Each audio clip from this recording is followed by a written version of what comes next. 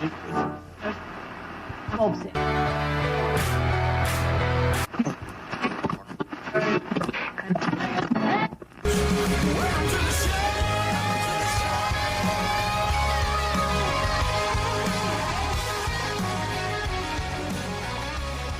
beep, beep, beep, beep, beep, beep. Beep, beep, beep, beep, beep, beep, beep. Go Bayside! Coming back out with some Saved by the Bell. You excited? Excitement isn't the word, but gonna watch it? Yes. I don't know if I'm gonna watch it. No Zach. I mean, is Zach gonna be in it? I guess Slater and They are still negotiating with him, but the story is that he will be the mayor of California or governor of California or something, and he's going to take a lot of heat for closing all these inner city schools. So he's going to send all these kids that they're closing the schools on to upper class schools like Bayside. What? That's awesome. He's just going to be a sleazy sleazeball still. Yeah. Oh, he always was. And then Slater and Jesse are gonna have a kid that goes to the high school. I think that's all I've read. So is Zach still married to Kelly? Like, what happened there?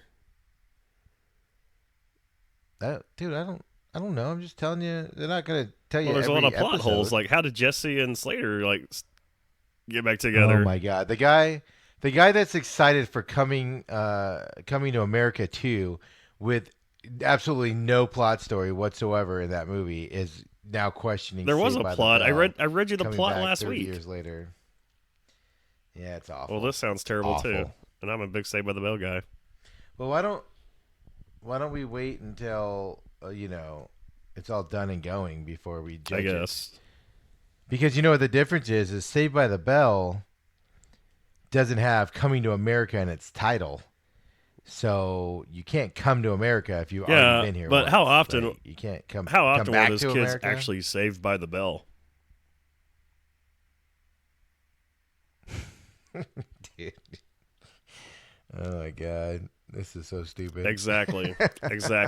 So full week of football, week 2 in the books. Stever, what'd you see? What'd you like?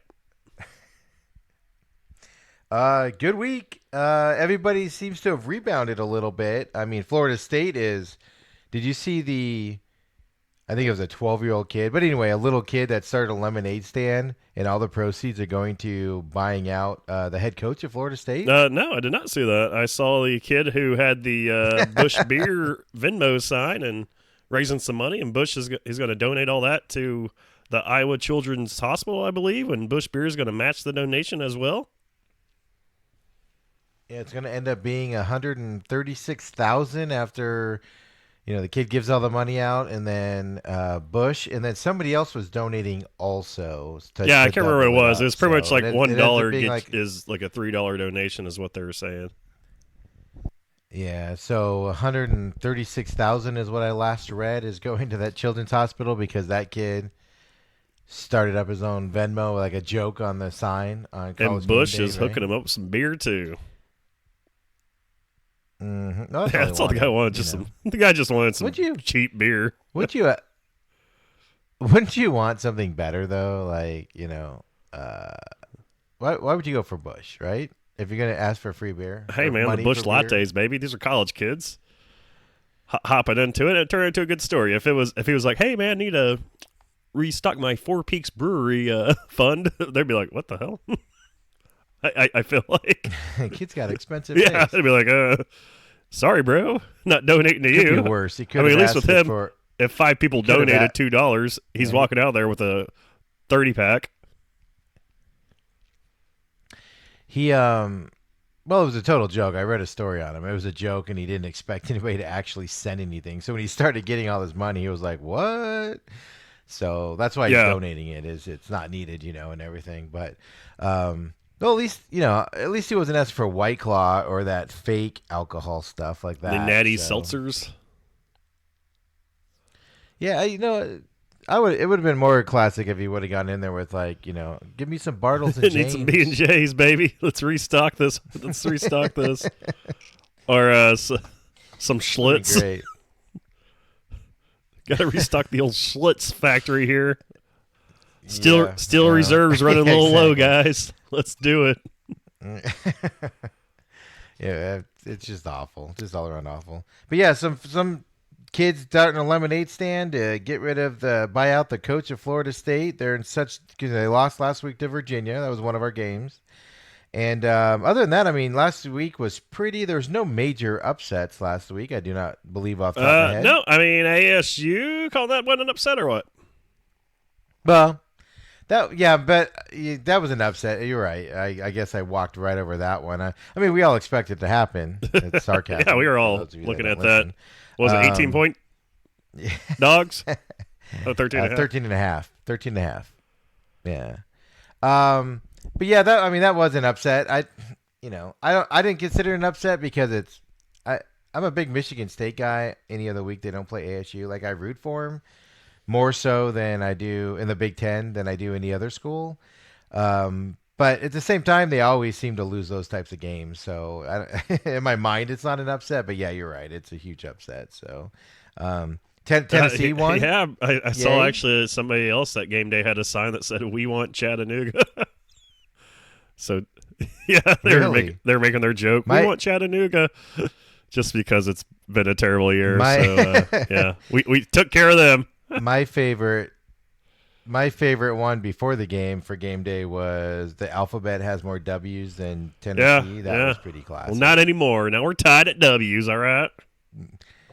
Now the alphabet has the same amount of W's as because I'm not too sure Tennessee's getting one this week. I was We'll sad. see. I was like, man, this is going to be the only game they win. And I can't watch because it was on ESPNU, and we don't have that at the station. And it was just like, no. It cracks me up how every week you're like, I don't have any expectations. I don't really care. We're a basketball school, and then you're like, arg, I can't watch it. It's on ESPNU. I Well, wanted to it was watch going to be the only W. Like, if you It don't was going care, to be you the don't only care. W, so I wanted to watch it. It's like if you don't care, you don't. I mean, care. I Why are you care, watching it but I for? don't have any expectations on it. But I figured last week was at least going to be a win, so I at least wanted to watch a win. I don't care if it's Chattanooga. I wanted to watch the win. All right, it would have felt nice and gave me warm and fuzzies. Be like, all right, cool. It's like when Miami Dolphins come into your house. You're like, hey, you know what? I know we're the terrible and lonely Jaguars right now without a quarterback, but Miami's coming this way. So let's go out there and put up a good fight. Let's beat them. It feels good. So last week we had Tennessee and Chattanooga. We both picked Tennessee. We had ASU, Michigan State. We both picked Michigan State, along with the rest of the country. Florida State at Virginia. I had Virginia. You had Florida State. I don't know why you have so much faith in Yeah, Florida just- State. And then we both had Bama over South Carolina. It was just a matter if they covered the spread or not. They did. South Carolina kept it decent in that first half, and then Alabama just became Alabama. And Alabama's. I was reading a thing the other day that all the kids that have transferred from Alabama in the last 2 to 3 years are dominating at the schools that they've transferred to. And it's like Alabama's transfers are better than most of the country. I don't know It was how pretty Nick funny. Saban does it. Like this guy's just unbelievable. So Like, yeah, right. I just don't understand how like Clone, like- everybody. He always finds these kids, and then they can go other places, and they're still those badass kids when no other school can get them. It's insane to me. Well, no, I mean the other schools are trying to recruit these guys. Oh yeah, It's not like I they're get that. not. That's just like It's what just- the heck is he the thing- promising these kids? That's the amazing. Yeah, that's the amazing thing is like, so you say you're the number one running back in the country, and Nick Saban comes knocking, right? And he's got two number one running backs in front of you. One's a senior, one's a sophomore that's playing a lot right now, and then you come in as a freshman. You're like, when are you gonna? And then there's probably, another high end running back there with you, so you are possibly fourth on the depth chart for 2-3 years when you can go to another school a la USC. Let's just throw out Notre Dame. Let's throw out some big name schools, Florida, and you could probably start, if not freshman, then sophomore, and they still go to Alabama. That's what's amazing about it is he gets these guys that should go anywhere and can either start as a freshman or definitely will start as a sophomore, and he still gets them to go to Alabama, sit for 2 years, and then they get their playing time. And that's what's Guys more making amazing promises, about it. man. It's crazy. It's crazy. So last week, I went 3-1 in college, and you went your customary 2-2. I like you to keep to it do. a even keel. Going for 500 in college, sweet. So in going into last week, I was 6-2. You were 4-4. Coming out of week 3, I was 9-3, and you are 6-6. Still holding steady, college, not a losing record, not out of the playoffs yet. We're looking good. Right? Yeah, within striking distance. I had one bad week. So what do we got this week, Steve? So we got Tennessee at Florida. A couple of big games we got here. There's a couple of top 25 teams are playing each other. This one, obviously not one. Could have been one, but Georgia State, those bastardly Georgia State's people, snuck in there. Gosh, Florida. Don't forget BYU. Yeah, BYU. No, I got Florida winning this one. Going to be a 9 a.m. start. I'll be able to watch majority of this first half get out of hand, and that's when I'll turn it off and say, we'll see you next year. And when you come to Tennessee, Gators, we'll see you next year. But no, Florida wins this one in the swamp. That's the thing. Florida isn't the barn burner you think they are, right? Like they've struggled this year a little bit. Yeah, they're only 2 touchdown favorites. But the problem that's the issue is you can't trust Tennessee to do anything after, their start of the season. So you pretty much have to go with Florida if you're gambling or picking on this one, on there. But yeah, definitely Florida I think is going to win this one. Florida's kind of on an uptick this year. Dan Mullins is kind of on the hot seat, I guess you could say, and he's got to perform here, and this is an easy pickup in the SEC for him compared to what's coming down the pipeline. So I agree, Florida should win this one. So then we got the undefeated Arizona State University Sun Devils, who are now ranked 24 or whatever, versus the Colorado Buffaloes, who would be ranked if they didn't fall on their faces last week and lose to Air Force out of nowhere. So this could have been a really good 2 undefeated teams coming into it, but instead the Buffaloes are down 1. Air Force what say are a good you? School, man. That's the old alma mater right there. I guess no, not really. But you didn't go there. Just it's different. The Air Force Academy is different than just joining whatever. The song's still the same. I like Arizona State. I told you the other day we were talking, and right now they're 7.5-point favorites. I really am penciling in, looking ahead. October 12th, we could get a Arizona-Washington State matchup here at home. That's going to be a great top 25 matchup, and could potentially get College Game Day back in Tempe. Really? I don't know who else is there, but yeah, I mean they got to win this weekend. Then they got to go to Cal, which, like I said, road games with a young team are always scary. So, but I agree with you. This week, ASU's defense they're full of freshmen and sophomores. And they are just studs. You talked last week about Michigan State's offense, how they can put up points, and they just shut them down and made them look like they were foolish. So this team is definitely on an upswing. If they stay healthy, this is going to be not necessarily this year, but definitely years to come. This team is going to be a force to reckon with. And I agree. At home against Colorado, Colorado's going to be mad they lost last week. They might have been looking ahead a little bit. But in Tempe, 7 p.m. kickoff. It's going to be hot still, 90-something degrees, coming down from Colorado in the 60s. ASU's winning this game. I like it. So then we got the fun ones. Notre Dame, who's ranked in the top 10, versus number 3 Georgia. I really want Georgia to just drub Notre Dame. Notre Dame's coming in ranked 7th. They're always ranked in the top 10 for some ungodly reason, just because they're Notre freaking Dame and the rich history that there is there. This is a CBS game with Georgia, number 3, hosting. Tickets, man, going insane. $337 just because of Notre freaking Dame. 14-point favorites is Georgia, but I hope they win it by 72. I hope it's just a straight drubbing, and nobody ever talks about how great Notre Dame is ever again. Well, the bad news is Notre Dame will lose by 72 and then be ranked 8 going into going into next week because that's Notre Dame for you. I agree with you. Georgia is going to run away with this game. It's not even going to be a ball game. Notre Dame has not looked impressive this year. This is the type of game though where Notre Dame keeps it close, more close than you think they will. On there, I just think Georgia is primed in that SEC. They are rare. They're ready to go. They are not reading their headlines, and I think Georgia's going to win this. I think that 2 touchdowns is a little low.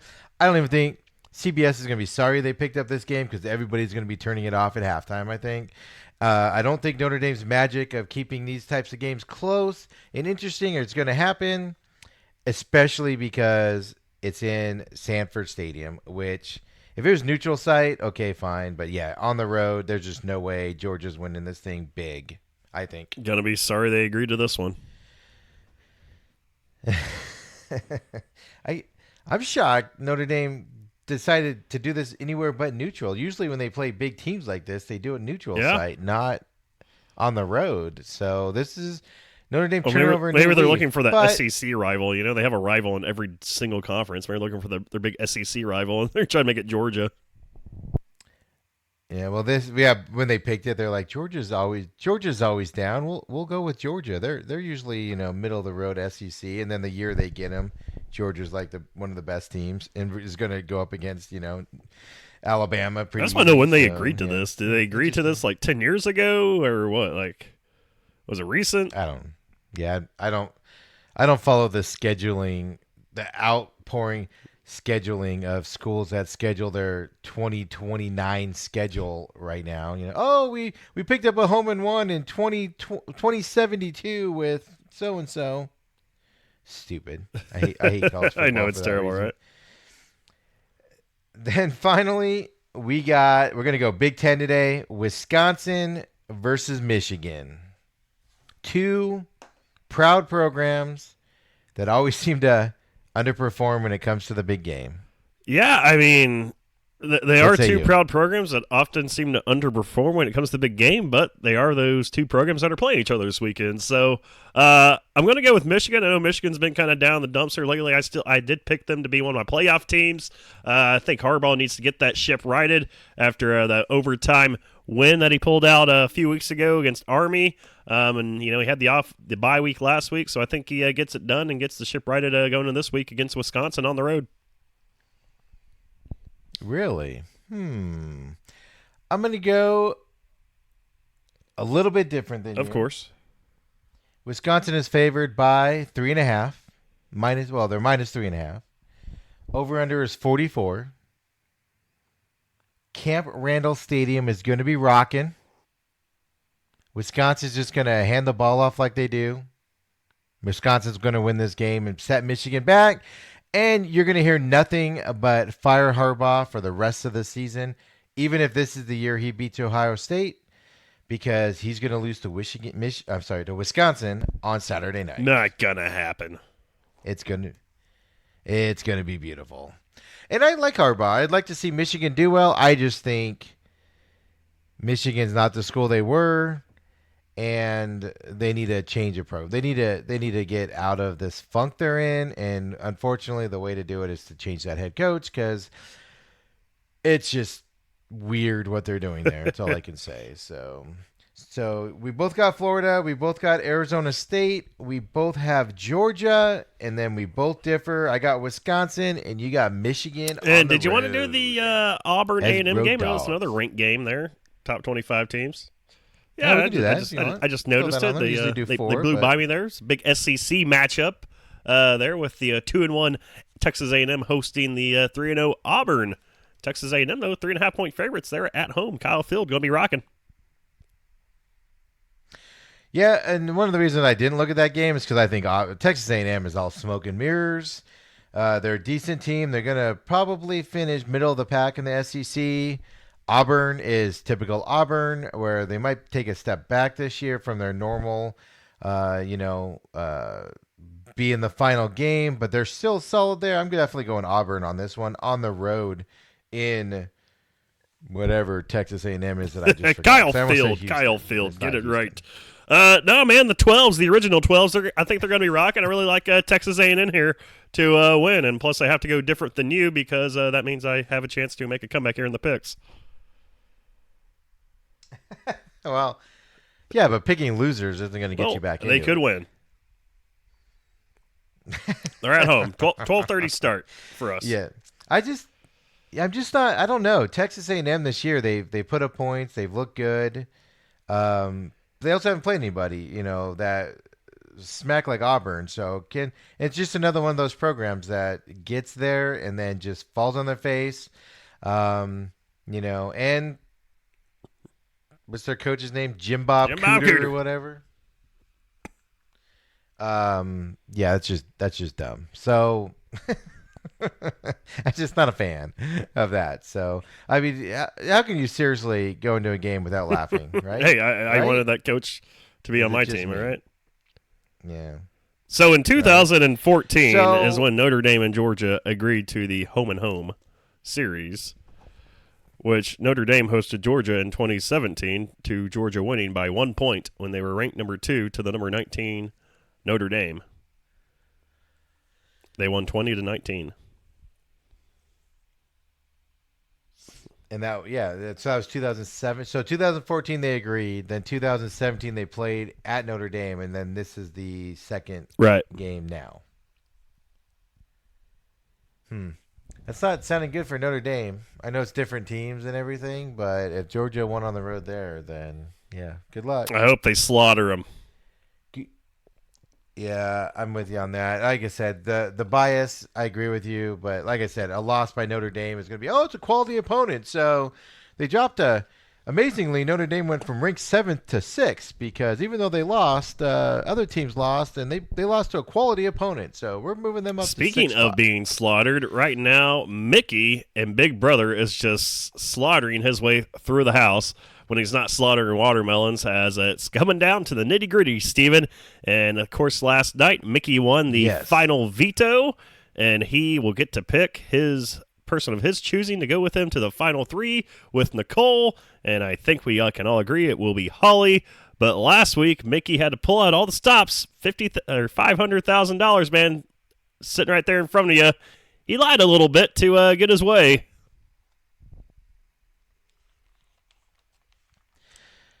Yes, I mean I know. I'm so angry about that still. Well, I'm angry because, uh, you know, Tommy was making all the promises, and Cliff trusted Mickey and Holly, and Nicole trusted Tommy, and they had so many shots to take out the guy that everybody says is the best guy in the house, and they refused to do it, which might have been good because they got him this far by being on Mickey's coattails like that.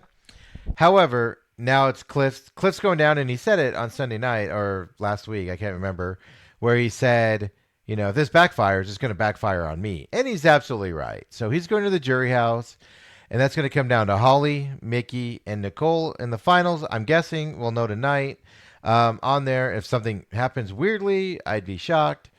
But I think it's a rightful final 3. I mean, Mickey definitely has played it right. And it's not, I don't know if it's that Mickey's played the best game. I think it's that people misread who to take shots at throughout the game, and they went for people that they should have just kept in the house and gotten Mickey out when they had the opportunity, and they passed on those opportunities to take other people out. And now they're going Oh, yeah, I mean, I think going in day number 1, I mean, I said I like Cliff to do something, which I was just more than shocked that, the old guy got it done because you never see that happen in Big Brother. But I looked at Mickey and I was like, man, I feel like this guy is going to be the player that people need to watch out for. And then you saw him and his best friend in the house, Jack, go up for the first vote to see who was going to be in the jury house. And I was like, yeah, you're right. Now you got to get out Mickey. He's the bigger threat. But for some reason, people thought Jack was. Not too sure why. And they got Jack out and they kept Mickey in the house. But each and every week it was, oh, man, Mickey's the big threat. Mickey's the big threat. But when this guy had to win, the guy won. And the guy even won on occasions where he didn't have to win just to make sure he saved people that he was working with. He knew Cliff and Nicole weren't great comp weren't going to win comps. He had to win HOHs in order to keep them safe, in order to get people out. Like, the dude's just a hell of a competitor, gets all these physical comps done, some of the mental comps as well. I love the gameplay. I mean, I hate that he lied last week. That kind of sucks. I feel like if you're Cliff and Nicole, you should have taken your chance and gotten the showmance out, because you're delusional if you think that they're not going to take each other to the final two. Well, that's what's amazing about it is at no point in time is he not taking Holly, right? Like, there's no chance in hell he's not taking Holly. I don't know. Are they holding on? Because I was thinking about this. Are they holding on to the fact that, remember last year Tyler and Casey had a final two, and Tyler was willing to throw out his girl, his showmance, and his girl for Casey because they had that at the beginning. So I don't know if they're holding on for that, like thinking the same thing would happen on there. But yeah, I mean, they just missed so many opportunities on there. The question that I have that I brought up to you is that's great. Mickey's in the final now, but we know a lot of stuff that's happened, and I'm okay with the lying side of it last week. Like, you know, he did it masterfully in everything. That's great. But what I'm not okay with, like I said, it's just Cliff and Holly. Like, Holly has the right mindset, and she second guesses herself and left him in the house when she knew she should have gotten rid of him. And that, and Cliff's going to pay the price, but it works out for Nicole so far. But then that's the question I got is once it goes to jury house, because they don't know a lot of stuff that happened other than what people are going to tell him in there.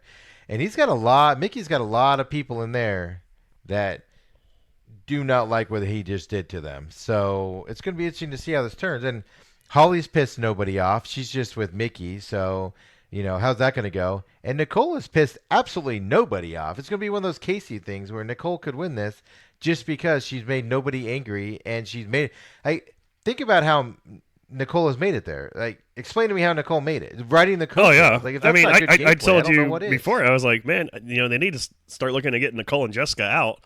What, like 6 weeks ago or something?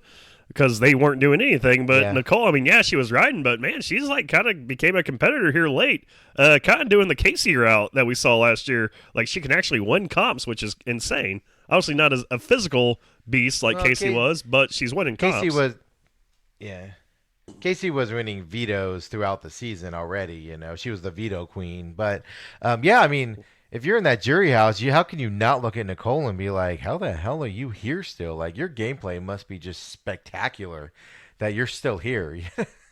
I don't think she's upset one person in the house at all at any point, whereas Holly and Mickey are linked together and they've both made people upset. And I'm not shocked on how it's going down. I'm disappointed. I would have liked to seen Cliff's loyalty is what's taking him down. And I kind of knew it would happen. It was just a matter of when. And, there's loyalty in this game, and then there's loyalty in this game. And he took loyalty too far to where he stuck to it. And now he's just panicking, and he's really making himself look like a douchebag when he's like, I got this deal with Mick, I got this deal with Holly, and he's like, the stuff that they're trying to get other people to promise you when it's this late, it's like, really, bro? Like, yeah, I'm going to tell you all day I'll throw you a comp, but I ain't doing it. And you can tell last week Holly hated throwing that head of household competition. She was not a fan of it. Jackson's like, just do it, do it. And Holly's like, this is bullshit. And she did it. Well, she blames Mickey for that. I mean, she got caught up in Mickey's lie and trying to save her and stuff, and he didn't consult with her at all, at least what they showed us. And she seemed more perturbed than Mickey for putting her in that weird position. Well, he was just trying to make sure that she stayed, and he didn't need her backing. But I mean, I think look at the jury house when it comes to votes. If Jackson is in the final two, I think he has Jack's vote. I'll give him Nick's vote, and I think if Cliff is the guy who goes out, he'll have Cliff's vote at least. And then it just kind of depends on who else is there. I don't think Tommy's going to vote to keep Mickey. Christy definitely wouldn't vote Mickey. Neither would Jessica. Annalise and Kat, maybe. Tommy. I mean, Kat and Jackson, they did screw week one. And I don't know about Sis. Hold up. You say Cliff's going to go with Mickey if he's in the final two with Nicole? He's going to pick Nicole. Well, I assume Mickey's going to be in the final two with Holly. I'm not giving Nicole a chance after this week. Yeah, because she can't. Oh no, she'll be able to do HOH, so she could still win HOH and go. I'm assuming if it's Jackson and Holly, which I assume it's going to be. That's a dangerous assumption. Just Nicole standing there, so yeah. That's just going to be a huge disappointment to the season if it's those two at the end. It's just there's going to be no drama. Nobody's going to care which one of them wins it. That's just. Well, I think Jackson's going to care. I mean, $500,000 over whatever thousand, because here in about 2 weeks they're not going to be together. Favorite, no, that's what I was going to say. My favorite part about that is going to be how, man, this is going to be the quickest like showman's breakup ever, right? Like it might even happen at the final show. She's going to go hook up with Sam or something in the I mean, they're just not two peas in a pod. She hates his guts. You could tell that they're not compatible people. And my favorite part is when they were having that big fight and Jackson's like, this is what all my girlfriends do to me, blah, blah, blah. It's like, dude, like I see so much like codependency and nothing's ever his fault kind of a deal. And like, that's why your girlfriends don't like you, buddy, is because you blame everybody for everything except for yourself, and that's the most unattractive trait on the planet. So marriage tips from Steve. Yep. Yes. Showman's tips from Steve. I don't know. Hey, you going to Big Brother this month? Yeah, I don't this know. Year? Here's a showman's tip. I might be, I might be a reformed douchebag like that. I don't know, but man, maybe it's because I'm 42 and seasoned in life, but I can pick out the fucking losers anywhere in relationships, and he's definitely douchebags can always pick out douchebags, Steve. Yeah, it's kind of what I was implying with what I was saying there. Like, I'm wondering. I don't know how I feel about how they sit on the shelf together, just different brands. Whatever. Yeah, right. All right. Well, thanks for that, Jason. I have no comeback for that now, but yeah. No, I can just see abusive people that, want to, not take responsibility for their own lives. And I mean, you know that. You've known me long enough that I can look at somebody within 5 minutes and be like, that guy has problems. Well, he's about to have $500,000 worth of problems when he wins.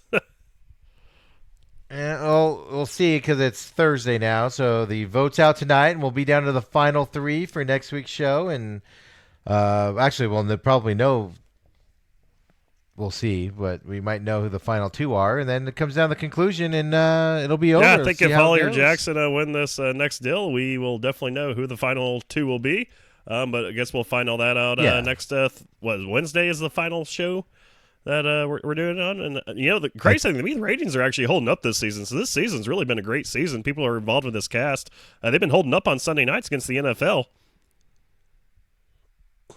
Yeah, that's what's surprising me is that it's gotten longer this year, right? Usually they wrap up. Well, it started right later before too. The NFL starts, right?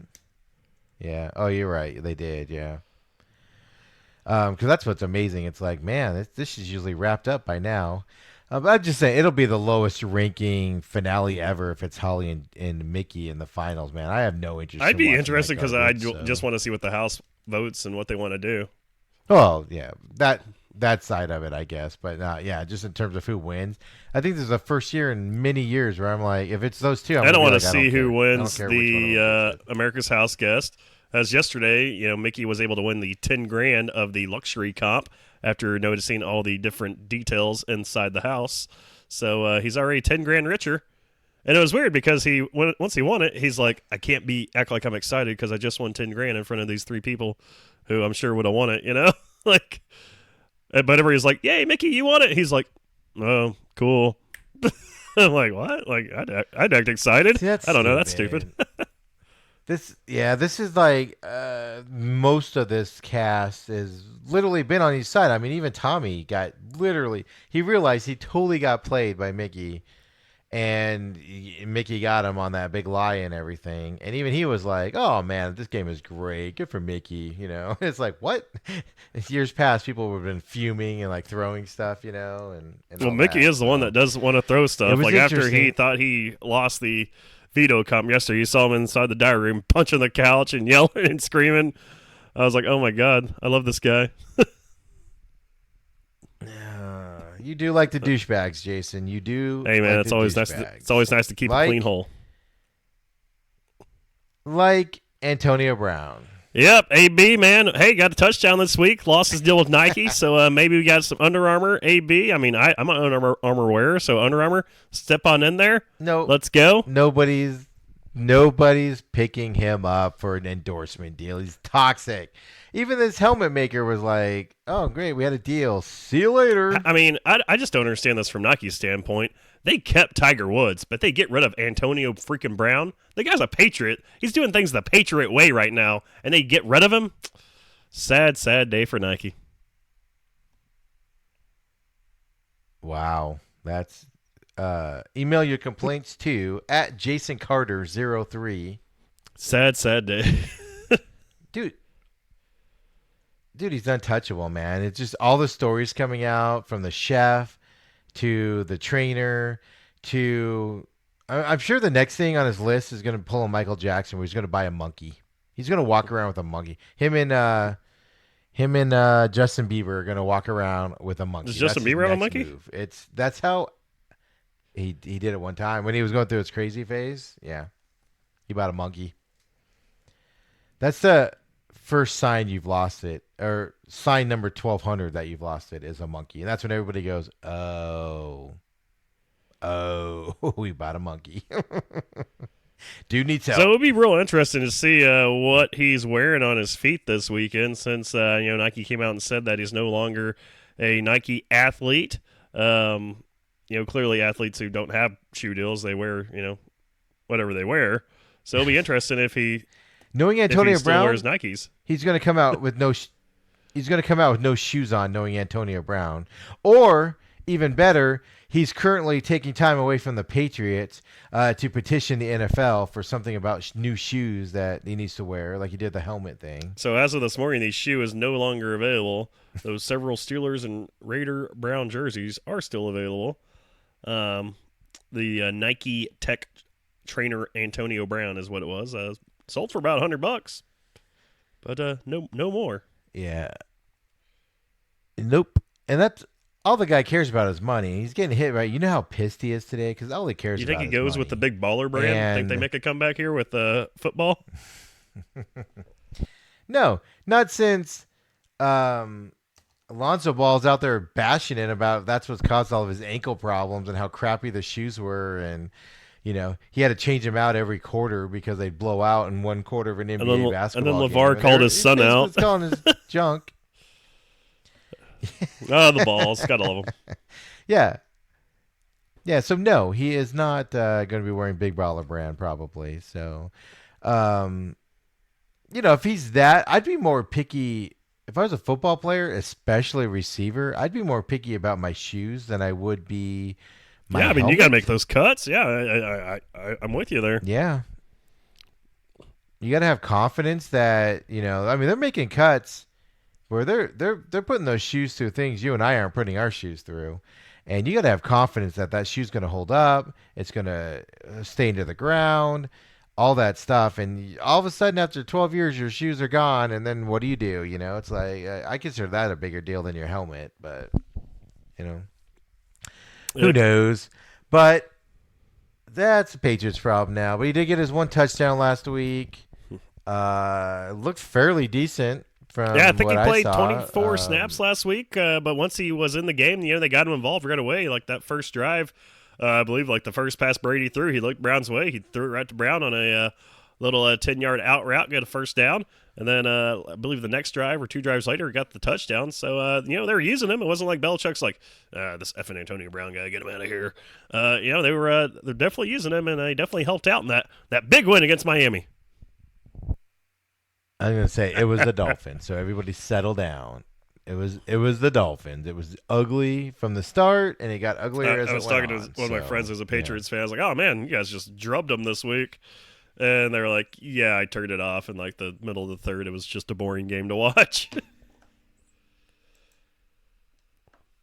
And we watched a little bit of it there at the old sports book. Saw that. What was it? That was a Patriots fan, right? Who got all chippy and drunk and chirpy. Yelling at everybody. Walks up and starts yelling at every other team out there, and it was awkward. It was weird, and nobody knew what was going on. Then he went and grabbed his food from the deli and came back and ate. It was like, what the heck? Just sat down like nothing That was happened. just such Yeah. a weird That was a experience, I think. You know, sitting there, you're watching all these games. I mean, I believe intern said it was sensory overload. And she was like, there's just so much going on right now. I don't know what to do. And, you know, you were kind of focused more on the Arizona game because it was actually a really good game. I was looking at the Cowboys game, and then I also had money on the Vikings-Packers game. So I was, like, trying to watch that and hope Kirk Cousins didn't F it up. But Kirk Cousins did it Kirk Cousins, and he F'd it up. So I was watching that. And then it was Oh my a lot God. more of Fourth people quarter. watching as well. Like, oh, my God, like, these people are freaking insane. It's like everybody just goes in there, puts on their jersey, and just loses their damn mind. Like when that Chiefs Raiders game started, we left, but they were already getting chirpy with each other. Yeah, I mean, it was funny. It was like, oh, thank God we have another event we got to go to, so we can get the hell out of here because this is, yeah. But no, that's if you've never experienced Vegas on a football Sunday, I mean, it is one of the most amazing things on the planet because you have the out of towners that are in town for just football. Like half that crowd was leaving that Right. night. After They just want to games, go. you know? And then- this week, too, with NASCAR being there, a lot of then NASCAR fans were there watching. Yeah, and then you got all the locals that just go down the sports book and just sit there all day, and it's no different than going to a bar here and watch a sports bar here, a little bit bigger of a venue. So it's a bigger dynamic, but yeah, I mean it was like every fan base is, it's not like here where you go and you'll have a spattering of a couple people, but every fan base is basically there in every situation, and it's usually the diehards there. And yeah, I was watching a lot of the Arizona game, like you said, just because it was a solid game, and it kind of took me into that. But I was keeping my eye on the other games, but I just felt like a lot of the other games in the morning kind of were slugfest and boring. Like even that Cowboys game, it was like whatever. Zeke was running all over the place and against the Redskins and all that. The one thing that shocked me Kinda boring. from the morning games was every time I looked up, I felt like the Niners were breaking off a 25-yard run. I was like, what the heck is going on with this Niners team right now? And it's like, Yeah. I never saw them on defense, but I always just look up, and it was just insane to me. I was like, is this Niners team for real? They were playing the Bengals, first of all. So everybody Yeah, settled, get everybody the win in settled the down. NFL's They're hard, playing the Steve. Bengals.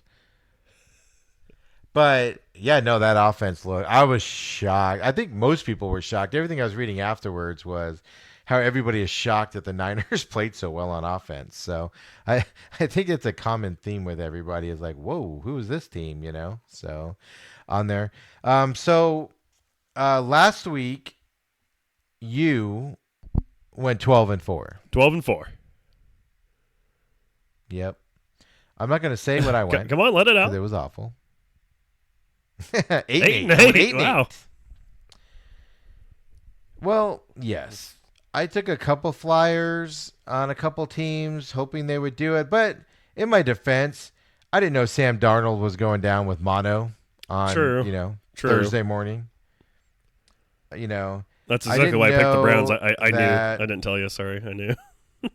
Yeah, I didn't know that Drew Brees was going to go down with a thumb injury in the first quarter. I didn't know Ben Roethlisberger was going to go down with a shoulder injury. Yeah, in the my first fantasy quarter. team definitely didn't know Drew Brees was going to go down. Yeah, nice Kyler Murray pickup, by the way. That was Thank you. Yeah, impressive. going for Murray all day. Give me that. Right? He puts up the yardage. Now he just got to put some touchdowns up. So yeah. So last week we did that. We started off started off at 11-4, both of us. So for the season now, I am 19-12, and you are 23-8. Pretty Owning impressive it. so far. So obviously, for those of you that can count, because you know how some people call us out, we are one game short because we don't count tie. We're not doing the tie thing. Threw it We out. are one game short on that. So yeah. So last week, so the season starts off with Andrew Luck retiring. Let me paint you a picture, Jason. Andrew Luck retires beginning of the season, and everybody's like, "Oh man, one good quarterback down." First week, Nick Foles drops back, and basically his collarbone explodes into 1,000 pieces, and he's out for the season. Everybody's like, "Oh no, 2 quarterbacks down." And then week 3, Big Ben goes down, out for the season. Drew Brees goes down. Says out for 6 weeks. We're still not 100% sure, but he's supposed to come back here. Coming up, Sam Darnold goes down with mono, so he's out. Yesterday, his press conference was him saying he's looking forward to get back for, and he said the team name. I don't remember who the team is now, which is week 5. So he's planning on being out for another 3 weeks, 2 weeks for the Jets. And then Trevor Siemian, his backup, goes in there and promptly blows out his ankle, out for the season. That was in just Monday sad. Night Football. And then get news today. It's not official, but it looks like Cam Newton is out for this weekend. And not only those guys, Carson Wentz also was in the big blue tent as well this past Sunday for a little time. So, did we determine that ended up being a concussion protocol? I think it was something else. I think it was more. I think it's something to do with his back, from what I read Sunday night. But I was also like half out of it when I was reading it. But yeah, so Carson Wentz is dinged up. But here's the other thing: Eli Manning gets benched this week for Daniel Jones, which I think is too early. The Giants are ranked 16th in offense in the NFL for 32 teams. For a team that is that bad. It's not Eli Manning. Granted, Eli's not playing well, but they've benched Eli Manning now. So basically, the NFL's in this weird position now where it's young guys coming up, and I don't know. It's going to be interesting to see how bad offensive football gets, with all these backups in there. Because the Saints are the Steelers. I don't know how far back they're going to go because Big Ben's a physical guy and he can sling the ball. In there, but the Saints are going to take a hit, right? Because Teddy Bridgewater's the highest paid backup in the league. He's a completely different style than Drew Brees. He's not as accurate as Drew Brees. He can't throw the deep And the ball Saints like are also, Drew Brees. said that they would do a more of a quarterback by committee thing with both their quarterbacks, him and Hill. So it'll be interesting to see how it goes. I mean, Hill obviously the special teams standout who was a quarterback and really isn't used as a quarterback. Yeah, but he always runs those. It'll be interesting to see what they do. He runs those wildcats, and all that. And then you got for Cam Newton's backup is Kyle Allen, who went to Texas A&M, has one Desert NFL Mountain star. protege. So we're probably gonna see him versus Kyler Murray this weekend here in Phoenix. Big weekend if you're an Arizona guy for that one. Desert Mountain High School and right? of course your pro team quarterback. Where did the backup for the Cardinals? I just forgot his name. He went to school here too, and I can't remember his name. Also, did he go to Desert Mountain too? Did he go to Desert Mountain? I feel like, gosh, Desert Mountain. All they do is produce quarterbacks. They got that Clovis kid out at USC. Is that all they do? Is just a quarterback? No, all of a sudden, right? Well, as long as the high school coaches aren't passing along play callings and all that stuff to the opposing teams, like that one just got caught doing here. So good for him. And I'll stay out of all that stuff. But yeah, so the NFL is having, well, since you're doing the high school rewind for your I guess I got to talk about that tomorrow. On Saturday, you're gonna hear all right. about it. Yeah, you got to get versed on it because that's probably going to be a huge topic. So, but yeah, so all these basically the quarterback class of the 2000s, early 2000s. I think in 2004 it took a big hit. A lot of these guys were 2004 guys, but yeah. So we're seeing this transition, and last time we went through this transition when the Marinos and those guys started retiring, the NFL's quarterback got really bad there for a couple of years. So we might be seeing that in the middle of a season, not at the beginning of a season. So. Yeah, it's looking like a crazy one so far, but we'll see how it all plays out as this week we do have another full slate of games, and it all starts tonight with the Titans and Jaguars. Thursday Night Football in Jacksonville. Jacksonville at home getting no respect as Tennessee is favored 1.5 points. Yeah, I'm going Tennessee on this one just because I know Doug Marrone likes to say that him and Jalen Ramsey have worked everything out, and that's all fine and dandy, but they are actively trying to trade him. Their defense is exposed beyond belief. They have no quarterback. Not that Marcus Mariota is the world saver on quarterback side, but the Titans are winning this game tonight. Mike Leach once coached Gardner Minshew. Gardner Minshew came in week 1, almost led a comeback against the Chiefs. Well, not really. They were already down pretty bad. But he did put up some points. Last week, almost got that win. It was the defensive game. Great game, though, overall with Houston. This week, Gardner Minshew was offered a deal by Cam Soda. No, that's not a soda company, Steven. It is a porn company to do naked weekly fitness classes. Gardner Minshew in the stash. It's a freaking legend. There is now, we have Lieutenant Colonel Andrew Luck, or Captain Andrew Luck. We now have like Lieutenant Gardner Minshew on Twitter getting all the love. So Gardner Minshew has taken over. The legend will live on, and the legend gets his first win tonight at home. He is my hero just because of his look. I don't even know what the guy sounds like. I have literally not heard him speak at a press conference or anything. What does he sound I couldn't like? tell you. I haven't really. Yeah. Like, does it matter? I just love his look, right? Like when he got off the plane last week, it was just awesomeness on there.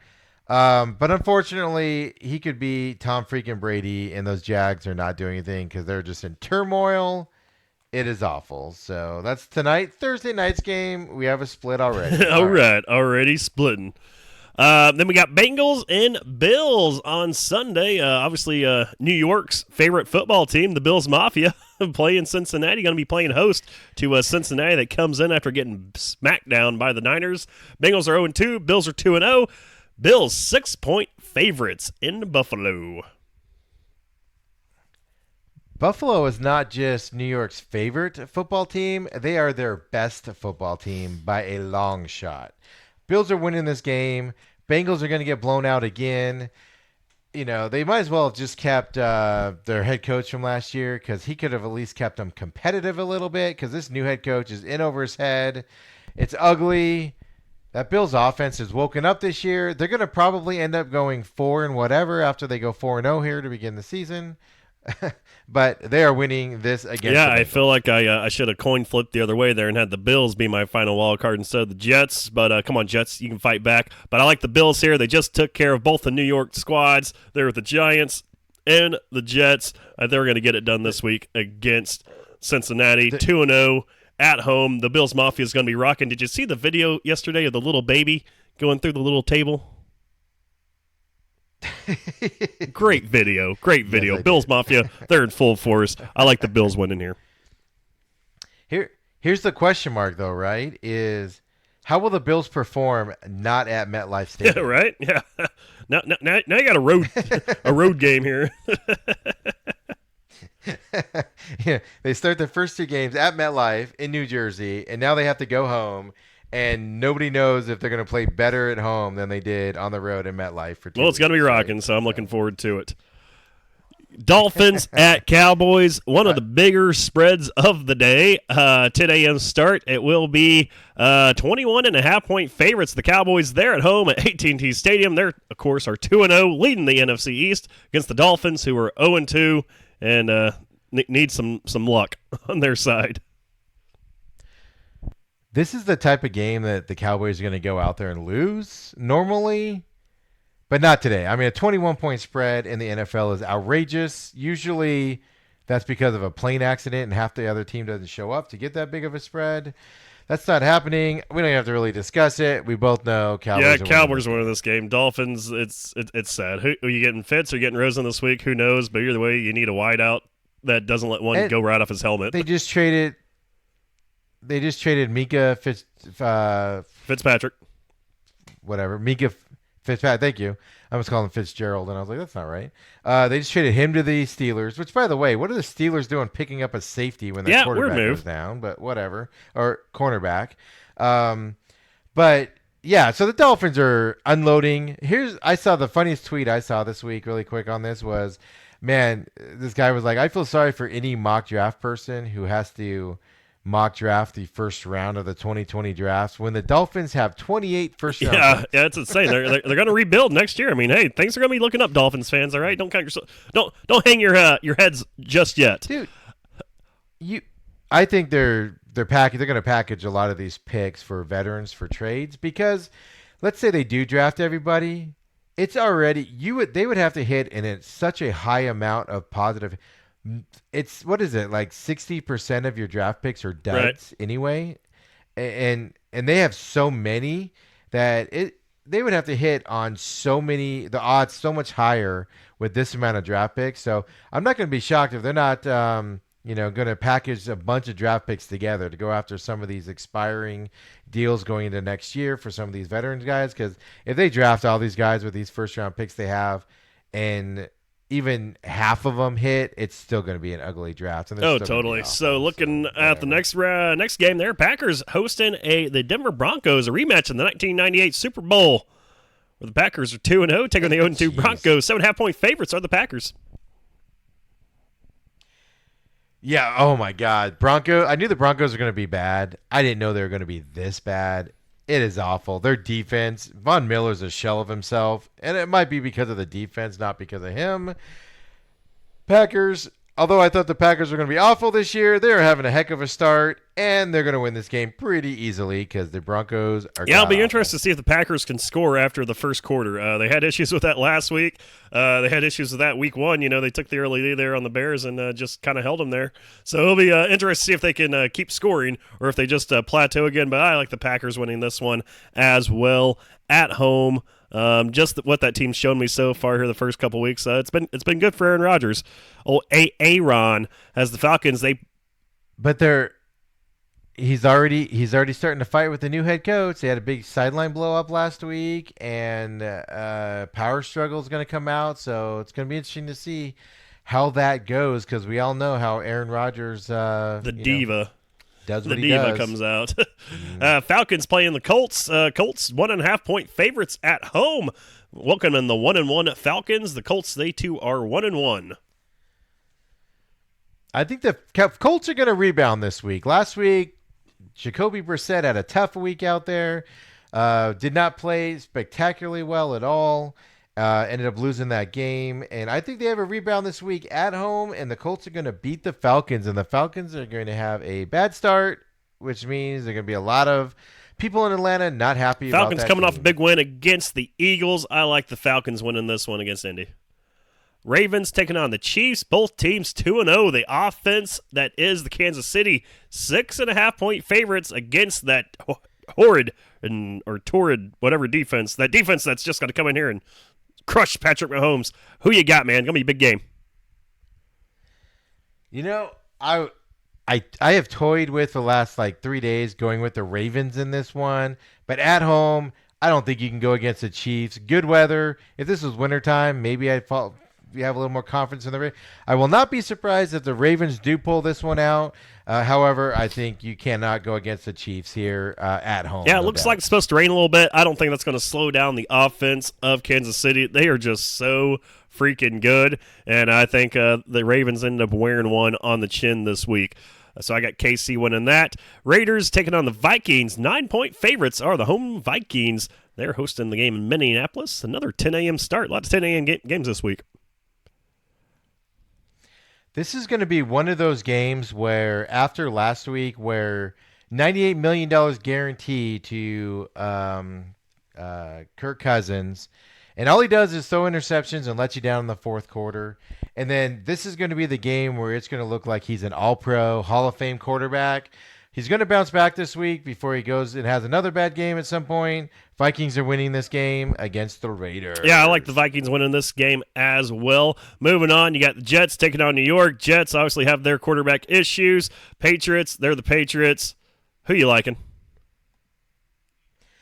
Patriots are running away with this one just simply because the Jets offense is not going to be able to do anything out there with Sam Darnold. Patriots are going to be able to shut down Le'Veon Bell on that side. And the Patriots offense in these warm climates, they can throw the ball wherever they want with those patterns that they run.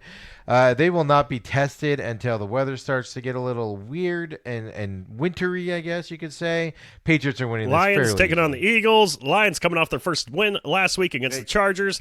Eagles coming off the loss. 6-point favorites at home. I'm assuming you had the Patriots. Oh, yeah, sorry, no, the Patriots.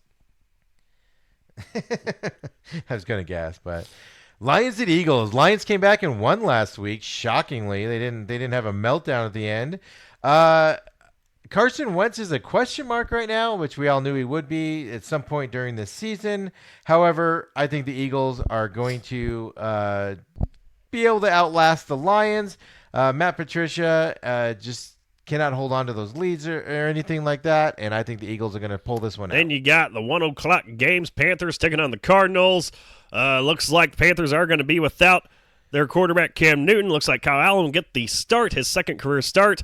Back at home, going to have a lot of family in the stands as the Cardinals trying to get that first win of the year after getting a tie and a loss. Cardinals 2-point favorites. I'm assuming you had the Eagles. Yeah, sorry. Eagles. So excited to get to this Cardinals game. Yeah. With Cam Newton probably being out, even if he plays, he's hurt. He's not mobile at all. So it's going to come down to shutting down Christian McCaffrey. If you want to hear our Cardinals rewind where we discussed last week's game and look forward to this game, it is a separate podcast that we do 20 quick minutes of your time. Listen to us to break down the game there. I have the Cardinals winning this, regardless if Cam Newton plays or not. Yeah, I like the Cardinals winning this game as well. As the Giants, they will take on the Buccaneers. Speaking of quarterbacks, Daniel Jones getting his first start against the Buccaneers at home or on the road against Tampa Bay. I think it's kind of weird they're giving him this first start on the road, but I guess it is what it is. Buccaneers 6.5-point favorites. Right? I don't understand starting him on the road in the NFL. That's ridiculous. You start him at home where he's got a crowd behind him, not people booing him. And then on top of that, the Bucs have an experienced coaching staff on there. They're going to eat Daniel Jones alive. I'll be shocked. He might have a decent game, but he's not going to do anything worthwhile and give the Giants any hopes this week. The Bucs are going to win this. Yeah, I like the Buccaneers winning as well, as I was the only one last week in another contest that took the Buccaneers. Nobody has faith in BA. I believe in BA right now. He's going to lead the Buccaneers to 2-1. As the Texans taking on the Chargers, 125 games. It will be a game in L.A. Texans coming off a win this past week. Chargers coming off a loss to the Lions. I'm liking the road team here, Steve. What say you? You're liking the Texans, huh? They looked horrible last week. They were lucky to squeak that game out. Deshaun Watson and that offense was god-awful on there. The Chargers, on the other hand, were also god-awful on the road and got destroyed as well against the Lions. Well, 13-10, but still, they had no offense whatsoever. I think the Chargers rebound. I just think the Texans are showing what the Texans are last week. It's going to continue to be that way for them. And I think the Chargers are going to come back. And you can't go wrong with Phillip Rivers rebounding from a bad week. I like the Texans. I think that defense is still pretty strong. And I think they're going to give Rivers some issues there. Even with the game being on the road, still going to be a good game for the Texans here. As the New Orleans Saints, they will travel to the Seahawks, Seattle, and take on the 12s. Seattle, man, only 4-point favorites with all the quarterback controversy going on with New Orleans. And I think that's a testament to Alvin Kamara and the way the Saints run that offense. The question that you have that nobody knows the answer to is, does Teddy Bridgewater step in there? And is he able to run the same offense that Drew Brees does, and at least in some sort of shell, so they don't have to change very much? I'm hesitant to say they're going to be able to do it. I think Teddy Bridgewater will win some games for the Saints and keep them in the playoff hunt till Drew Brees comes back. However, this week, Seattle's a hard place to play. It's going to be tough up there. Seahawks are looking like their old selves a little bit now after week one, after a horrible offense on week one. I think the Seahawks are going to win this one, just as the Saints work out their differences and how they have to play things differently. I think they're going to struggle just a little bit and enough that the Seahawks will. Yeah, I mean, Sean Payton just signed the contract extension. I think it all is going to come down to not just Teddy Bridgewater. You don't want him to be a Drew Brees clone. You got to start mixing up, because I don't think Bridgewater is that guy, especially if you add Hill to the mix. You're going to have to get Kamara involved early and also those wideouts involved on the offensive side of the ball. I don't think it's going to happen this week for the Saints. I do like the Seahawks winning this. but it's going to be interesting to see what that Saints offense is this week. But I like the Seahawks winning this one as the Steelers take on the 49ers. Steelers coming off a loss to Seattle. Got Mason Rudolph playing on the road against the 49ers, who are 2-0 and 6.5-point favorites. And this disgusts me that I have to say this, but Niners are winning this game just because you just don't. I don't think the Steelers offense is going to take that big of a hit with Big Ben out. Big Ben brought some things that Mason Rudolph will not be able to bring to him at all. However, it's not going to be the same on there. And the Niners, I'm assuming last week wasn't a fluke against a solid defense. We'll see how Fitzpatrick comes in there on that defense and see what he can do to change it up and tighten up that secondary for the Steelers. However, same issue that the Saints have is there's a lot to work out in the game. They could practice all week with a new quarterback, but getting into a game, different cadences, all that stuff, I just think it's going to be a little too much for the Steelers this week. And unless the Niners just step on themselves, they I like the Niners winning this one as well. As we get to Sunday night, the Rams taking on the Browns. Cleveland hosting a Sunday night football game. 3-point underdogs, though, at home against the Rams. OBJ was wearing what he claimed was $1 million watch. Turns out for the second week in a row, he lied. It is worth a shell amount of that. He's just looking for attention out there. The backup quarterback for the Browns has gone out and gone on IR for a bad knee, Derek Anderson. So he's still going to mentor the starting quarterback for the Browns, that I forgot his name right now. Baker Mayfield. Put some respect on that when you say it. Baker Mayfield. I know. And, well, because I'm doing a long-winded story to get to the point that the Rams are winning this game. It's going to be easy. Don't even turn on your TVs. It's going to be a waste of time. The Rams are dominating this game. And the Browns haven't played a Sunday night game since Week 3, 2008, when they lost to the Steelers. It's Week 3, 2019. Browns taking on the Rams. Baker Mayfield, that whole city is going to be rocking at First Energy Stadium. I feel it. I feel it in my bones, baby. The Brownies, baby, they're going to get it done. And I went back to I'm never picking the Browns, since every time I pick them, they lose. So go Cleveland, believe land, baby. As Monday Night Football roars into FedEx Field at Landover, Maryland. Redskins hosting the Bears. 0-2 Redskins getting no love at home. They are 4-point underdogs to the Bears. Yeah, it's going to be Mitchell Trubisky night in Maryland, because he needs to come out and redeem himself from that opening night weekend, get people to get confidence on his side again. He needs to have a pretty good to better than good experience out there playing quarterback. He's going to do it. The Redskins can put up points on you on your defense. However, that Bears defense is not like anything else in the league for the most part. And the Redskins are going to get shut down pretty easily. Bears are going to walk away. Yeah, I like the Bears winning this one as well on the road. Like you said, Mitch Trubisky, a lot of the Chicago media, the boys over there at 670 The Score, they've been down on him this week and calling for his head and wanting Mitchell to be out of there. But I think the Bears get it done this Monday night, and Mitch Trubisky has a big game, 3 touchdowns. Isn't it amazing how Bears fans, so last year was all about the kicker. So they've solved the kicking problem so far.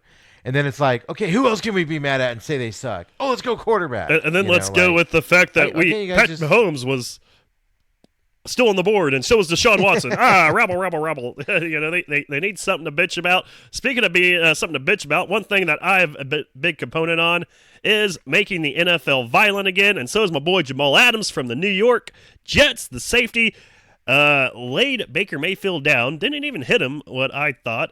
It was kind of a weird video, but the league fined him $21,500 this past week for his hit on Baker Mayfield. He posted the clip to his Instagram yesterday saying, "This league is a damn joke. I signed up to play football, not two-hand touch. Bullshit. I don't give a damn about these soft rules protecting QBs. I'm going to play my brand of football every time I step on the field." Jamal Adams, he's my hero this week. The unknown secret about the NFL for those that aren't in it is that every week, every player pretty much gets fined for something ridiculous. Fines are just the way they try to regulate it. If you don't mind losing some money, just play your game out there and you'll be fine as long as you don't go too far out there. So, yeah, no, it's ridiculous what we've gotten into. Did you read the story about the Dolphins player who hit Tom Brady last week in a totally legal move, and the referee says, "Get off of Tom"? Just Get off of absolutely Tom! ridiculous Save that Tom! this stuff is. This he said, "Oh, I guess it was stay off of Tom," and it's just ridiculous with this league.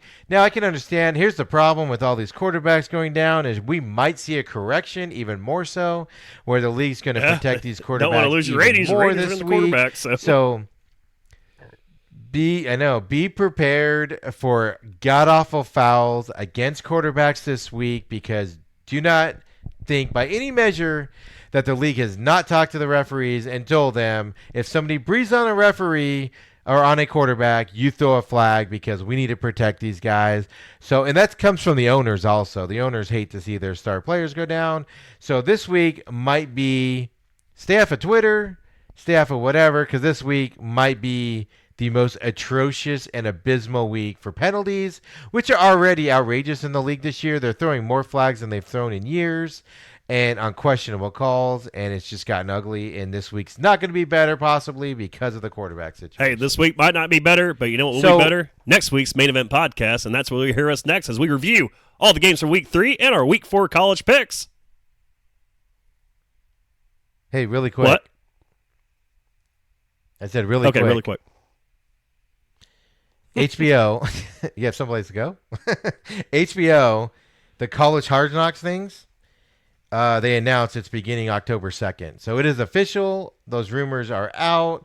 October 2nd, they're going to focus on 4 teams: Arizona State, Washington State, Florida took the place of Alabama. Penn I State. forgot the 4th team. Doesn't Penn matter. State will be Penn in there. State. I saw that today. Ugh, that's going to be awful. So it's 1 week focus on each team. Well, here's what I'm getting at. So it's 1 week focus on each team, and then there's a game after that. Well, so every team gets 1 week. Florida's going to go last, but Arizona State plays Washington State on October 12th. So who are they? One of those teams is being featured that week. Yeah, right? you would imagine, right?